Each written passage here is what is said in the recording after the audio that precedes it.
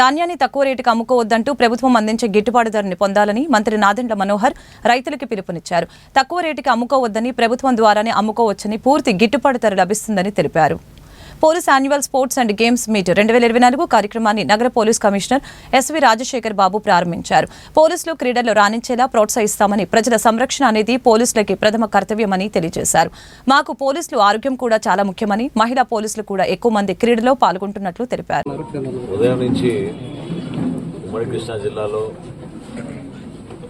ధాన్యం కొనుగోలు విషయంలో పౌర సరఫరాల శాఖ నుంచి క్షేత్రస్థాయిలో వ్యవసాయ శాఖ, అదేవిధంగా రెవెన్యూ సిబ్బంది, స్థానికంగా ఉన్న గౌరవ శాసనసభ్యులు కుమార్ గారు పామర్ నుంచి, అదేవిధంగా గుడివాటి నుంచి రాము గారు ఒక రైతుకి భరోసా ఇవ్వాల్సిన ఒక సందర్భంలో ప్రభుత్వం మీ వెంట ఉంది, అధైర్యపడబాకండి.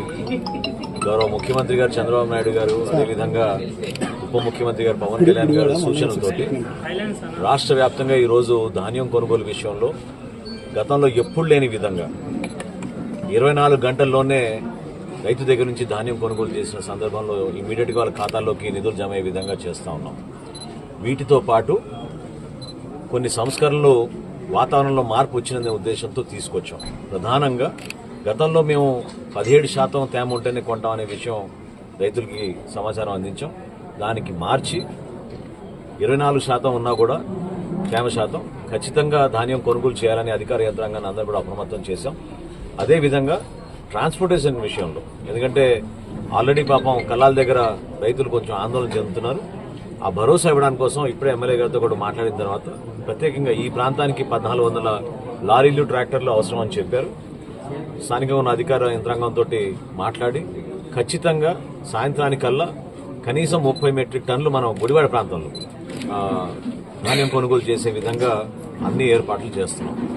ఎక్కడ ఏ సమస్య వచ్చినా కూడా ప్రభుత్వం నుంచి మేము అందరం కూడా సిద్ధంగా ఉన్నాం. సమస్య పరిష్కారం కోసం, రైతుకి అండగా నిలబడడానికి కోసం ఊహించని విధంగా మేము నిలబడుతున్నాం. ఉదాహరణకి రైస్ మిల్లర్లు బ్యాంక్ గ్యారంటీలు కూడా కట్టలేని పరిస్థితి. ఎందుకంటే గతంలో 1650 కోట్లు బకాయిలు వదిలేసి వెళ్ళారు రైస్ మిల్లర్లకి.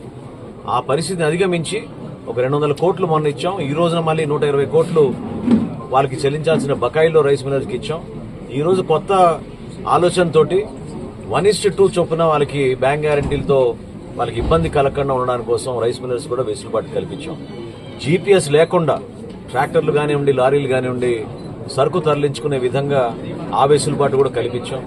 దయచేసి నేను రైతు సోదరులందరూ కూడా కోరేది ప్రభుత్వం పక్షాన, మీరు దయచేసి మీరు కష్టపడి పండించిన ధాన్యానికి కనీస మద్దతు ధర తప్పకుండా రావాలి. అది ప్రభుత్వం ద్వారానే మీకు అందించగలుగుతున్నాం. ఈ రోజున మీరు రైతు సహాయ కేంద్రాల్లో సంప్రదించండి.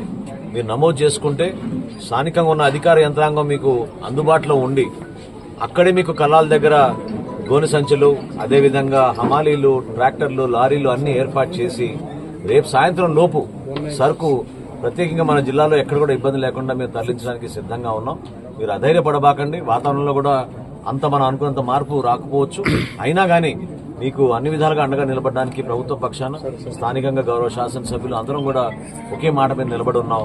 మీరు ఎట్టి పరిస్థితుల్లో కూడా దళారులు మాత్రం మీరు ప్రోత్సహించకుండా ప్రభుత్వం ఏర్పాటు చేసిన ఈ వ్యవస్థని మీరు ఉపయోగించుకోమని ఈ సందర్భంగా కోరుకుంటున్నాం. సార్, తేమ శాతం పరిశీలించే మిషన్స్ సరిగ్గా పనిచేయడం లేదు, దానివల్ల వ్యత్యాసం వస్తుంది, గిట్టుబాటు ధర రావట్లేదంటే రైతులు దాదాపు మనకి ఇక్కడ ఉన్న 177 రైతు సహాయ కేంద్రాల్లో కూడా బహుశా ఎక్కడైనా చిన్న చిన్న సందర్భాల్లో కొన్ని టెక్నికల్ ఇష్యూస్ ఉండొచ్చు. తప్పకుండా మా దృష్టికి వస్తే ఇమీడియట్ గా వాటిని రెక్టిఫై చేస్తాం. ఇవన్నీ ఈ మెషిన్స్ అన్ని కూడా క్యాలిబ్రేట్ చేసాం, క్వాలిటీ చెక్ కూడా చెక్ చేయించాం. ఎక్కడైనా పొరపాటు ఉన్నా కూడా ఇప్పుడున్న పరిస్థితుల్లో మాత్రం ఆందోళన చెందకుండా మీరు దయచేసి, అధికారులు కూడా మేము ఆల్రెడీ ఆ విధంగా సూచనలు చేశాం. ఇమ్మీడియట్ గా రైతుకు ఒక నమ్మకం కలిగే విధంగా, తనకున్న ఇబ్బందిని తగ్గించే విధంగా ధాన్యం కొనుగోలు విషయంలో ఎక్కడ కూడా వెనకడుగు వేయకుండా ముందుకెళ్ళమని చెప్పాం.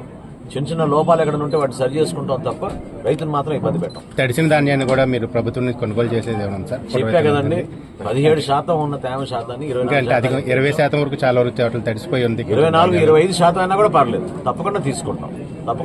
వాతావరణంలో కొంచెం మార్పు వచ్చిందని టెన్షన్ పడుతున్నారు తప్ప ఇంకా ఏ విధంగా ఆందోళన చెందాల్సిన అవసరం లేదు. దానికి అన్ని విధాలుగా మేము సిద్ధంగా